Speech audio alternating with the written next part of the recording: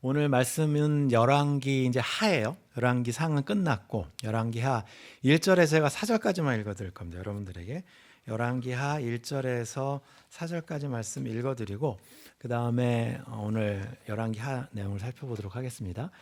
아합이 죽은 후에 모압이 이스라엘을 배반하였더라. 아하시아가 사마리아에 있는 그의 다락 난간에서 떨어져 병들매 사자를 보내며 그들에게 이르되 가서 에그론의 신 바알 세부백에 이 병이 낫겠나 물어보라 하니라.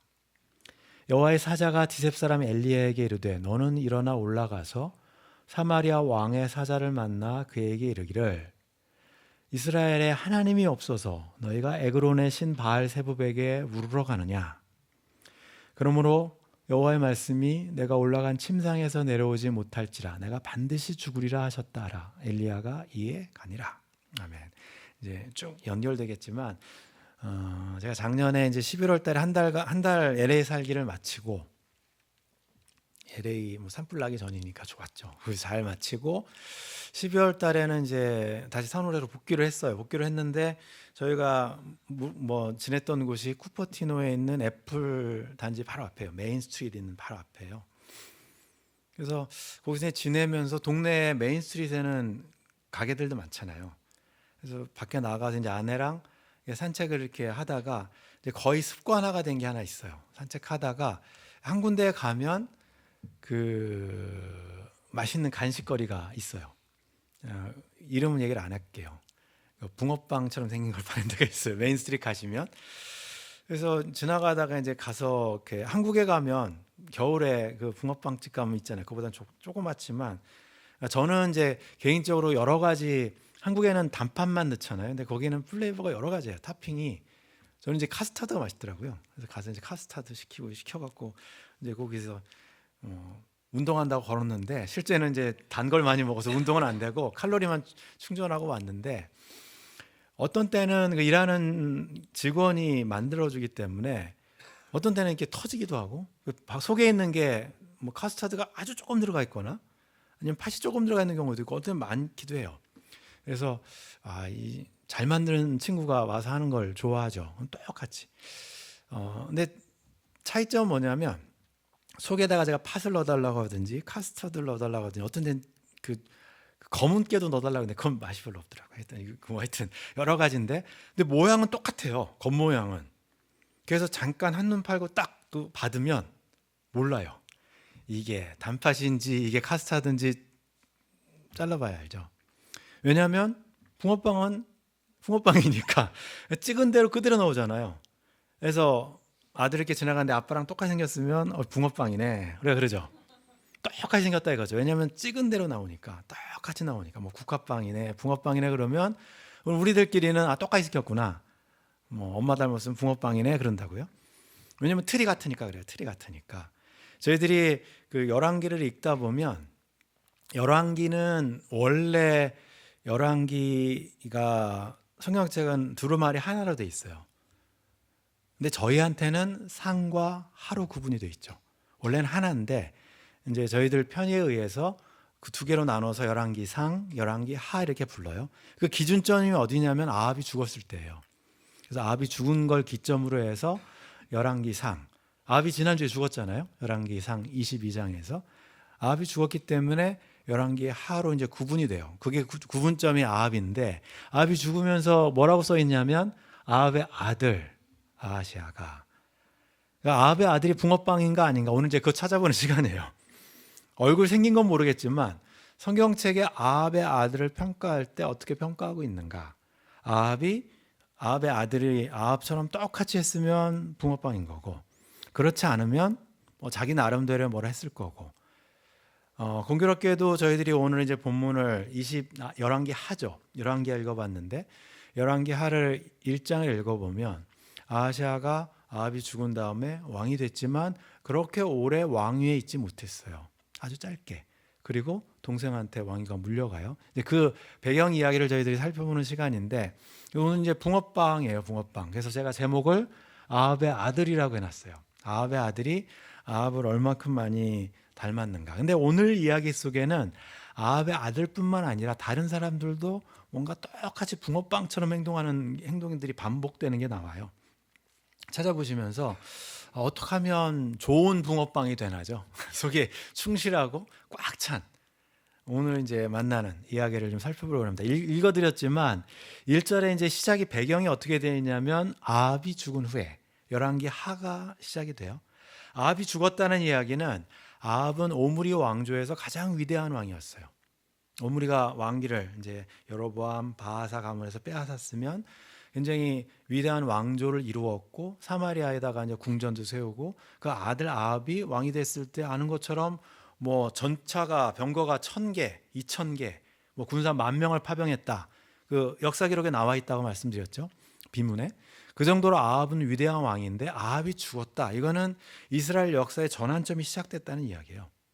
아합같이 위대한 왕이 군사적으로 위대한 왕이 사라졌기 때문에 그러면 주변국들은 그동안 조공을 바쳤던 모압과 같은 나라들은 때는 이때다. 배반하는 거죠.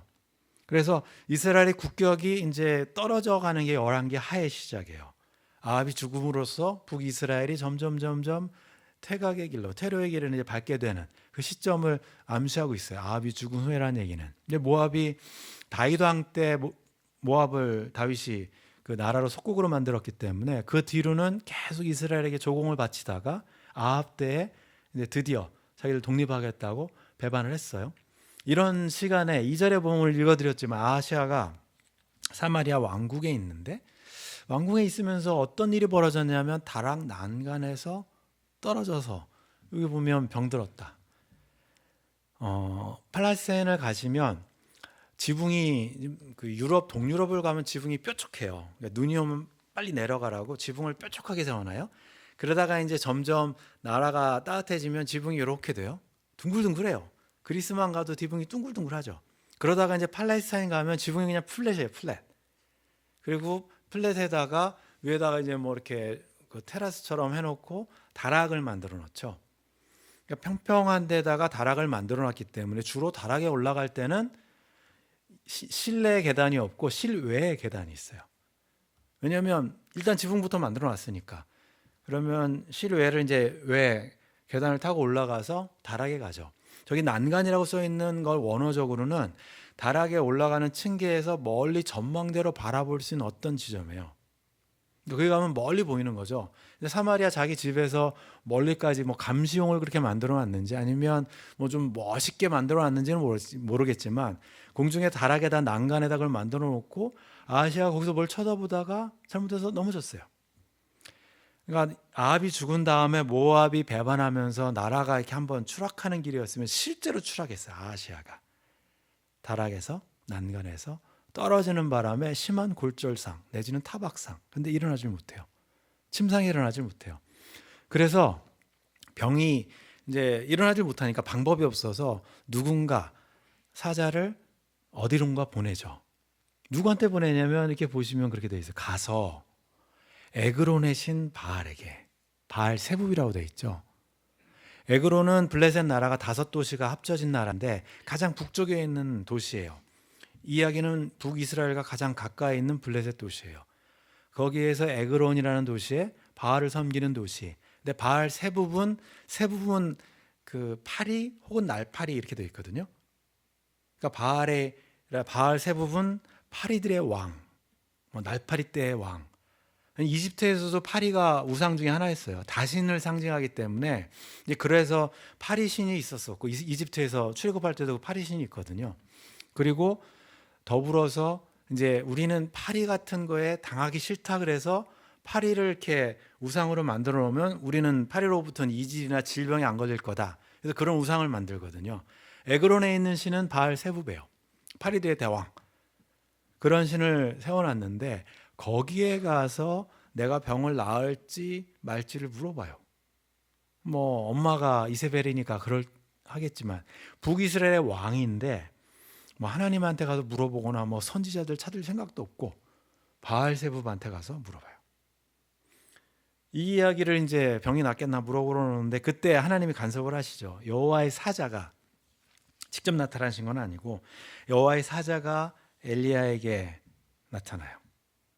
그래서 야, 지금 아하시아가 지금 사자들을 에그론한테 보냈으니까 너 중간에서 왕의 사자들을 좀 만나야겠다. 사마리아 왕의 사자를 만나라. 이렇게 이야기를 해요. 우리가 앞에 절에서 살펴본 것처럼 이 왕이 만약에 공무 수행 중이었다면 왕궁에서 뭐 넘어지거나 뭐 그랬을 것 같아요. 근데 그건 아닌 것 같아요. 그냥 사마리아 자기 집에서 사적인 일 보다가 넘어졌는데 공적인 임무를 사람들한테 맡겨서 지금 보내고 있고, 그래서 그거를 주의 사자가 알아내서 엘리야한테 이야기하죠. 엘리야가 가서 해줄 얘기가 뭐냐면, 이스라엘에 하나님이 없어서 지금 에그론한테 사람들을 보내냐, 뭐 얘기 혼내키는 거죠. 저희들이 보면 아이들이 이제 대학을 가잖아요.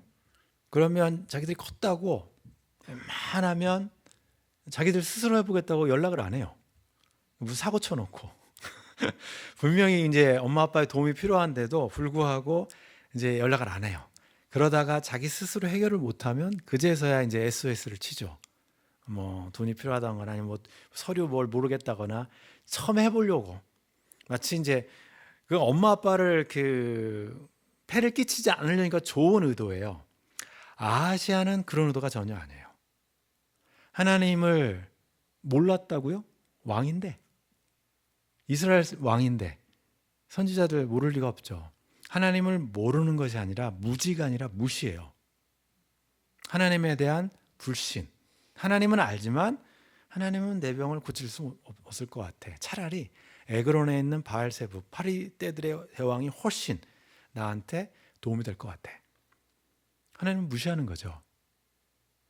능력에 대한 불신앙. 그래서 글로 보내고 있는 거니까 그걸 이제 하나님께서 아시고 엘리야한테 이야기를 하죠. 4절에 보면 그 엘리야가 들은 말이, 사자들한테 전달해 주는 말이 뭐냐면, 뭐 그거 물으러 갈 필요 없어. 그냥 죽을 거야. 제가 지난번에도 아합에 때 말씀드렸지만 하나님께서 아합을 심판하시려면 그냥 심판하시면 돼요. 불 내려서. 그냥 간단한데, 하나님이 한번 세컨 찬스를 줬다고 그랬잖아요. 딜레이 저지먼트라고 그랬잖아요. 연기된 심판. 하나님이 그냥 아하시아가 저런 마음, 속이 벌써 뒤틀어져 있고 하나님에 대한 무시와 무지가 있으면 그냥 심판하시면 되는데, 굳이 중간에 끼어들어서 엘리야가 하나님 왕의 사자들 만나게 하신 이유는 아합처럼 세컨 찬스를 주려고 하는 거거든요. 경고를 주고 워닝을 주고 아합처럼 회개하면 고쳐줘야지, 뭐 그런 의미지, 저게 그냥 죽이겠다 뭐 그런 건 아닐 거란 말이에요. 죽이려면 그냥 죽이시지. 엘리야가 중간에 끼어들었다고요. 왕의 사자들이 그 이야기를 듣고 돌아가서 왕한테 이야기하죠. 사자들이 왕한테 들어가요. 분명히 에그론까지 갔다 오려면 시간이 좀 걸려야 되는데 애들이 갔다 금방 오거든요. 이거 너무 빨리 왔어요. 그래서 적어도 하루 이틀은 걸려야 되는데 뭐 반나절 만에 오니까 왕이 너네 이렇게 빨리 왔어. 이렇게 빨리 왔어. 그게 물어보는 거거든요. 어찌하여 이렇게 빨리 돌아왔느냐. 제대로 안 갔던 거 아니야? 했더니 이 사자들도 이렇게 머리들이 있고 왕의 분위기를 아니까 자기들이 이제 대답을 하죠. 왜 빨리 왔는지 대답을 하는데 교묘하게 대답을 해요. 자기들이 만난 사람이 누군지 다 알 거예요. 엘리야 유명하죠. 뭐 바알과 대적하고 뭐 너무너무 유명한 엘리야를 만났음에도 불구하고 우리가 어떤 사람을 만났는데 이렇게 바꿔요. 엘리야를 만났다고 했다가 왕이 왜 안 잡았어 그러면 혼나니까. 어떤 사람을 만났는데 그 사람이 왕에게 돌아가라고 그랬어요.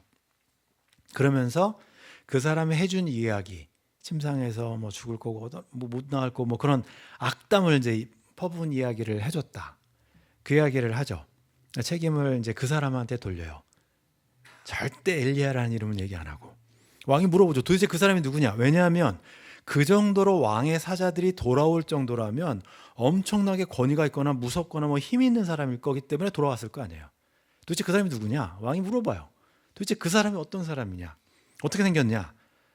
누구길래 그 사람을 믿고 너네들이 돌아왔냐? 했더니 그 사람이 이렇게 생겼어요 하고 이야기하죠. 털이 많은데요. 그러면서 이제 뭐 허리띠도 가죽띠를 메고 뭐 이런 어디선가 많이 본 듯한 모습이죠. 왜냐하면 그 당시에 선지자들이 그냥 그 무스탕이죠. 쉽게 말하면 무스탕, 가죽 털옷을 입고 다녔던 것 같아요. 아니면 엘리야가 굉장히 털복숭이였던지, 근데 그런 건 아닌 것 같고, 나중에 침례 요한의 이야기도 나오는데 권위를 상징하기 위해서 선지자들이 입었던 겉옷, 이렇게 두르는 거죠. 아, 이 사람은 선지자구나. 이 사람은 권위가 있구나. 허리에다 또 가죽으로 메고 대부분 천으로 매는데 선지자의 증표고 권위의 상징이에요. 털옷을 입었다는 얘기는. 그러니까 이 사람들이 엘리야라는 이름을 이야기하는 대신 선지자였습니다. 그러니까 왕이 그 사람 엘리야다 이해하잖아요. 예수님께서 이 땅에 오실 때 침례 요한이 입었던 복장이 똑같아요. 약대 털옷을 입고 이스라엘 사람들이 기다리는 건 누구냐면 메시아가 오기 전에 엘리야가 온다. 엘리야는 하늘로 승천했으니까 엘리야가 와야 메시아가 온다는 걸 알기 때문에 자기는 예수님이 오는 길을 예비하는 사람으로서 엘리야 복장을 하는 거예요. 내가 이렇게 입으면 선지자의 권위를 보여주는 것만뿐만 아니라 사람들이 엘리야가 다시 왔다고 생각하겠구나. 그러면 곧 메시아가 오실 거구나. 그걸 상징하기 위해서 침례 요한도 똑같은 복장을 했어요. 약대 털옷을 입고 허리에 가죽띠를 띠고.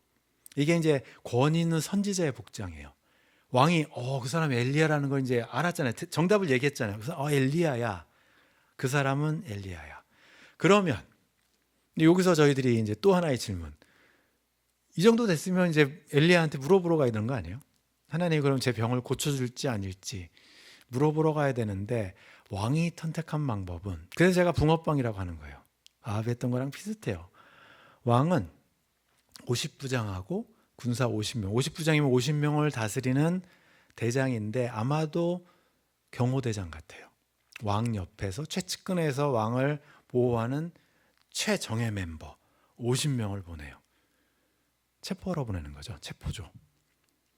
만약에 엘리야를 모시러 보냈으면 뭐 대사 한 명이나 대표 한두 명만 보내면 돼요. 근데 엘리야가 무섭거든요. 하늘에서 불도 내리고 막 300명도 죽고 막 그러니까. 그리고 막 달리기도 되게 잘하고. 엘리야를 잡으려면 적어도 최정예 멤버 50명은 보내야겠다. 장군하고 50명을 보내죠. 엘리야를 잡아와라 해요. 이거는. 모시고 오라가 아니에요.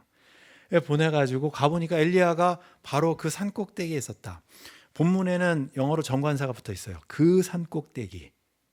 그러니까 엘리야가 그 왕의 사자들이 갔던 바로 그곳에 그냥 그대로 기다리고 있는 거예요. 지금. 어떤 학자들은 그곳이 갈멜산이라고 이야기해요. 갈멜산 높지도 않고 에그론 가는 길에 있으니까 상징하는 거죠. 그곳에 엘리야가 기다리고 있는데 50명의 군사들이 엘리야를 체포하러 와요. 어떤 일이 벌어졌을까요? 50부장의 이야기를 들어볼까요? 50부장이 뭐라고 하냐면 엘리야가 이럴 때 왕의 명령을 그대로 전달하죠. 하나님의 사람이 여기 존경하는 말로 부르는 게 아니에요. 하나님의 사람, 당신 하나님의 사람인데 그 뒤에 명령이 뭐냐면 내려와라. 이게 내려와 명령형이에요. 끊임없이 소리치는 거예요. 빨리 내려와 내려와 내려와 그런 거예요. 50부장이 왕의 명령을 그대로 전하죠. 하나님의 사람을 무시하는 거고 하나님의 엘리야를 무서워하지도 않고 하나님을 두려워하지도 않고 이 50부장은 왕의 붕어빵이라고 할 수 있어요. 하나님을 두려워하지 않는 장군. 엘리야가 이 사람들에게 하는 얘기예요. 대답하여 이르되 만일 너가 부른 하나님의 사람이라면 진짜 하나님의 사람이면 불이 하늘에서 내려와서 너와 50명을 살을 거다. 엄청나게 무서운 얘기죠. 구약 성경을 읽으실 때 저희들이 불이 등장할 때마다 하나님의 임재가 나타나요. 아브라함이 하나님과 언약을 맺었을 때 창세기에 보면 횃불이 지나가요. 하나님의 임재가 임했구나. 출갑했던 백성들이 불과 구름 기둥으로 하나님의 임재가 그들 안에 있구나. 하나님의 임재를 상징해요. 그런데 하나님의 임재와 더불어 불은 하나님의 심판도 상징해요. 바알이 우상 숭배하는 바알 숭배자들이 하늘에서 불이 내려서 다 타버렸어요. 하나님의 임재는 좋은 것만은 아니에요. 죄인들한테는 엄청나게 무서운 거예요. 심판이 임하는 거니까. 하나님이 임했다, 거룩하심이 임했다, 악한 것, 거룩하지 않은 것은 없어져 버리니까.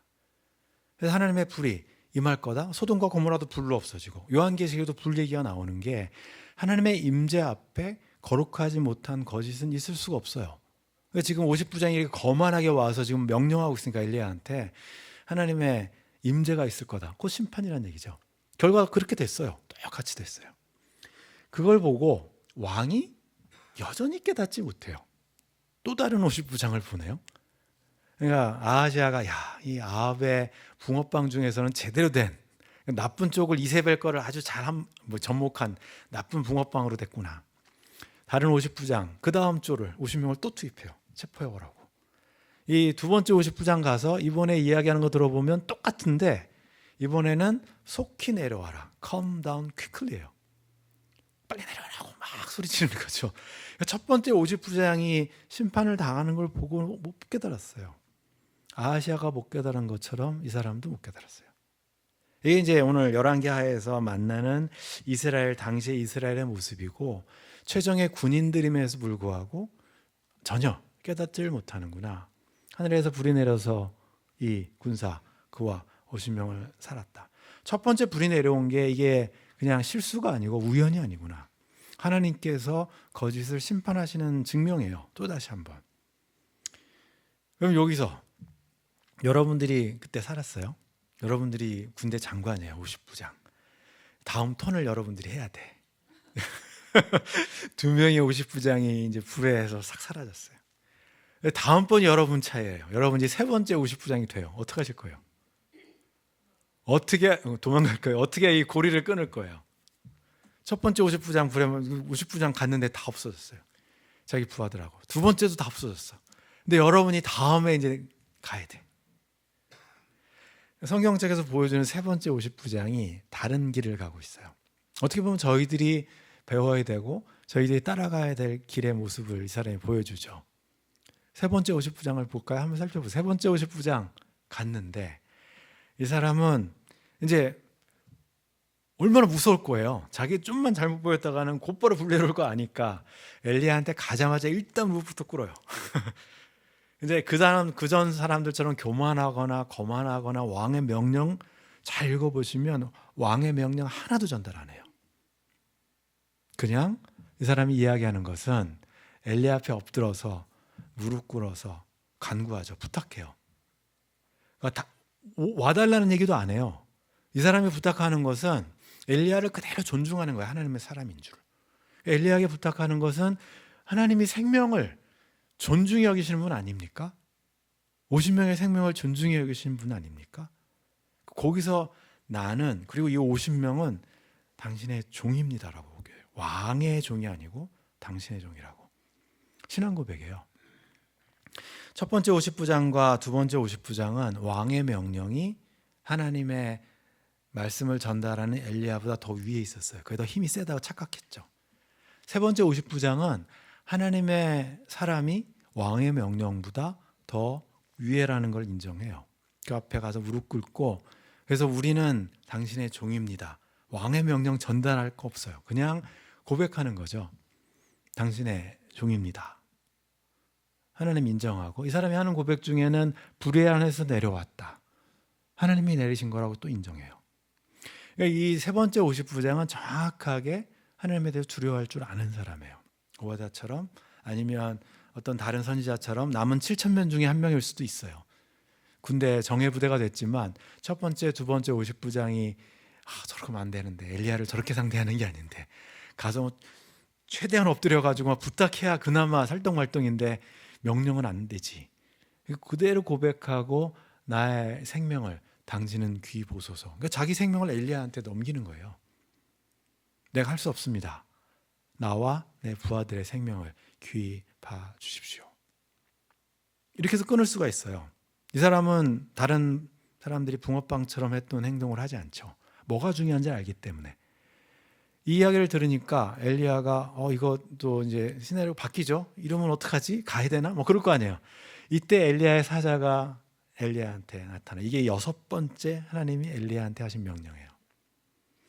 엘리야가 들은 명령은 하나같이 하기 싫은 거예요.